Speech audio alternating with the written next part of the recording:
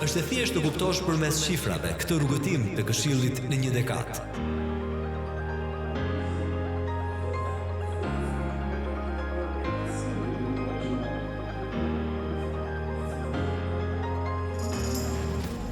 Sot Shqipëria ka një vizion të qartë kombëtar, antarësimin në Bashkimin Evropian. Ky objektiv kërkon më shumë se sa politika të mira. Kërkon bashkëpunim real, institucione të forta dhe një klim të favorshme për investime.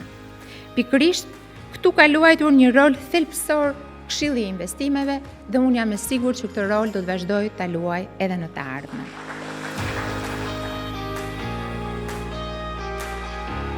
What has truly distinguished the Investment Council is its commitment to analytical rigor and impartiality. The Secretariat's independent expertise has ensured that recommendations are based on evidence, not just political expediency. This objectivity has been central to the Council's credibility and effectiveness. The reason why I'm glad for our support is that the Investment Council plays a vital role in improving the business climate, in shaping economic policy, fostering good governance, accelerating reforms, and in promoting much-needed investments in the country.